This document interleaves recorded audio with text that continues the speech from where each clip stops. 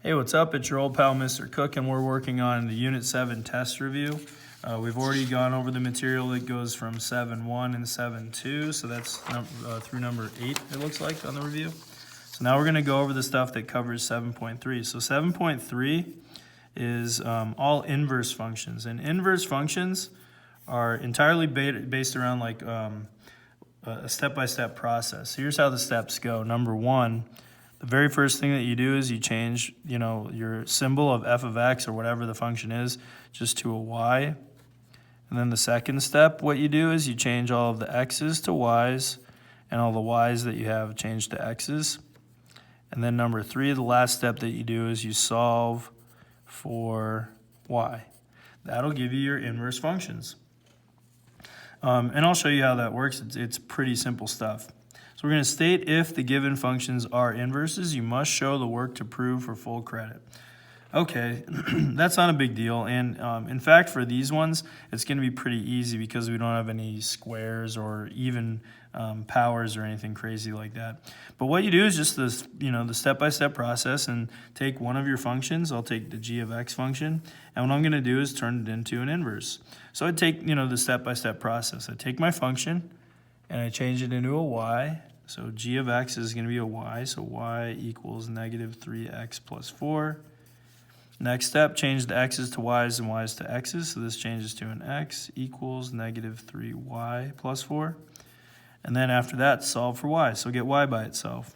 To get y by itself, the first thing I'm going to do is subtract 4, so I get x minus 4 equals negative 3y. And then I need to get the y by itself, so I divide both sides by negative 3, because what this is saying is negative 3 times y.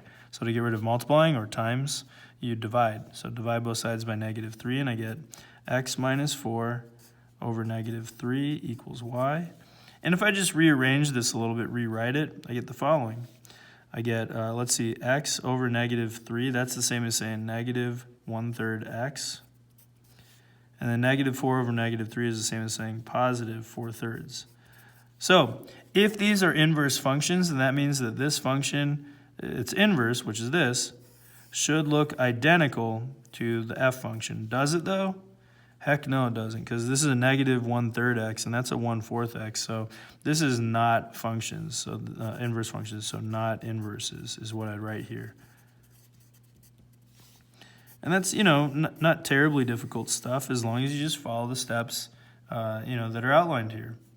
I'm going to do the same thing with the f function here. I'm going to try and turn it into the inverse, and it should look like this if the inverse functions, if these actually are inverse functions. So I do step 1, change the f of n to a y, so y equals the cube root of n, and let's call it an, you know what? Yeah, let's just call it x, okay? And then plus 2. There we go, because that's what our input is, really. And let's just change these to x's. Why the heck not? There we go. And if you want to do that on your test, you can do that as well. Just make sure that you change all of the x's to x's, so you don't get confused. Anyways, change the y's to x's, x's to y's, so this becomes an x is equal to the cube root of y plus 2. And now you got to get the y by itself, so I subtract 2 from both sides, so x minus 2 is equal to the cube root of y. And then I need to get rid of the cube root, so I cube both sides. So if I raise both to the 3rd power, I get x minus 2 cubed is equal to y. And this is the same as this function over here, so we're good to go. That's my inverse function. Some of your teachers might ask you to prove both ways. All you'd have to do for that is then, if this one works out, then just take the inverse of this one. And it's not that bad. Y is equal to x minus 2 to the 3rd. Change the x's to y's, y's to x's. X equals y minus 2 to the 3rd. Take the cube root of both sides, and then you get cube root of x is equal to y minus 2. And then add 2 to both sides. So cube root of x plus 2 is equal to y. See, so you can show that both of the functions are inverses of one another.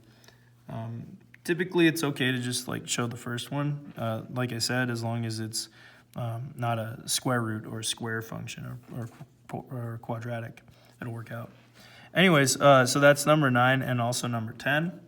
Now for numbers 11, 12, 13, and 14, where we have to find the inverses. So I wish that these two problems were kind of reversed, this set versus this set, because these are just real basic follow the steps. These ones you have to do it a couple times and understand what an inverse is.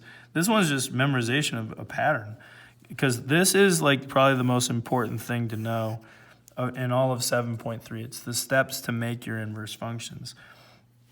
Knowing what they represent and all that kind of stuff comes in handy, but like if you can't find the inverse, what good is it? So just make sure that you know these steps. This is like super, super important, because, you know, like there's 1, 2, 3, 4, 5, 6 problems just devoted to this. So make sure you know how to do it if you don't. But it is the same steps every time, even this one. So I changed this to a y. I changed the x's to y's to x's. And then I solve for y. So subtract 3 from both sides. X minus 3 equals 4y. Divide both sides by 4, and you get your answer. Y is equal to x minus 3, and then the whole thing is over 4. That is your inverse function. All right, number 12, same thing. Change that to a y. Change the y's to x's to y's. And then solve for y. So the first thing I do is I get rid of that divide by 2. So I'd multiply both sides by 2, giving me 2x is equal to negative 10 minus 7y, sorry. Then what I would do is I would add 10 to both sides. So 2x plus 10 is equal to negative 7y.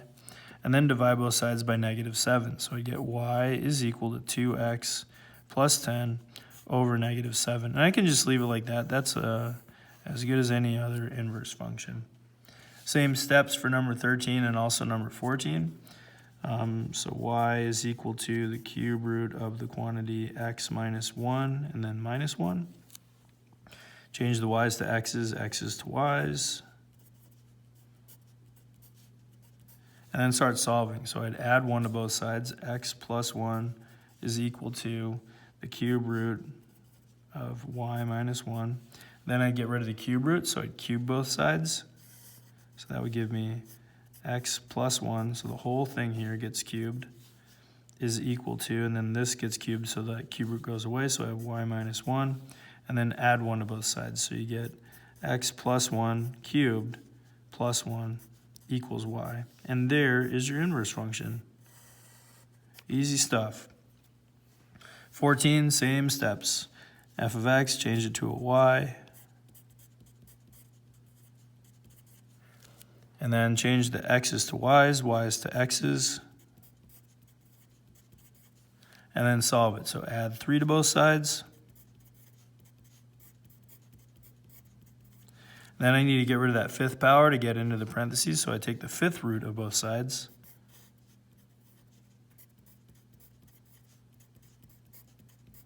And then I need to get the y by itself, so I just add 1 to both sides. So that's my last little step there. 5th root of x plus 3, and then plus 1 on the outside of that equals y. And there's my inverse function. See, it's the same steps every time.